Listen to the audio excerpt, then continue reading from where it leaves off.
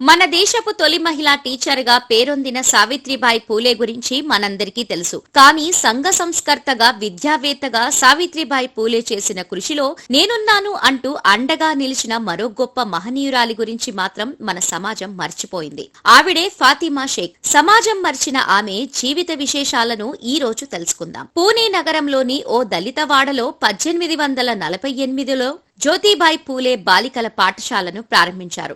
ముందుగా తన భార్య సావిత్రి చేతనే అక్షరాలు దిద్దించారు. దీనిని నాటి సమాజం అంగీకరించకపోవటంతో పూలే తండ్రి ఈ పనులు మానుకోవాలని, లేకుంటే ఇంట్లో నుంచి వెళ్లిపోవాలని ఆదేశించాడు. దీంతో జ్యోతిబాయి పూలే స్నేహితుడైన ఉస్మాన్ షేక్ ఆ దంపతులకు తన ఇంటి ప్రాంగణంలోనే బడి నడుపుకునే అవకాశం ఇవ్వటమే గాక సావిత్రితో పాటు తన చెల్లి ఫాతిమాకు చదువు చెప్పాలని కోరాడు.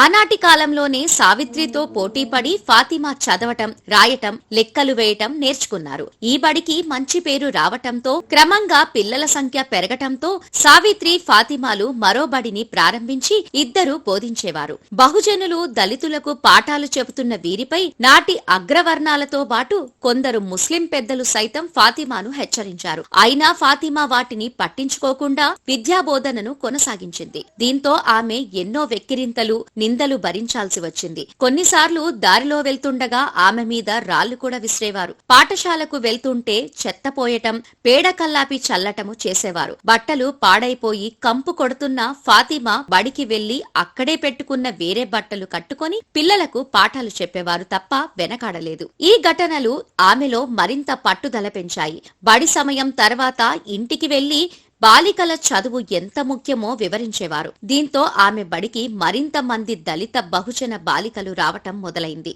సావిత్రిబాయి సహాధ్యాయిగా మొదలైన ఫాతిమా ఈ దేశపు తొలి ముస్లిం టీచర్గా విశేష సేవలందించారు. సావిత్రిబాయి ప్రారంభించిన 5 స్కూళ్లలోనూ ఫాతిమా పనిచేశారు. అంతేకాదు 1851లో ముంబైలో ఆమె సొంతంగా 5 బాలికల స్కూళ్లను ప్రారంభించారు.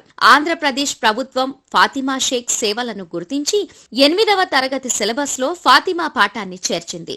171 సంవత్సరాల క్రితం అణగారిన బాలికల విద్య కోసం అహరహరం పరితపించిన ఫాతిమా షేక్ జీవితంపై మరింత పరిశోధన జరగాల్సిన అవసరం ఎంతైనా ఉంది.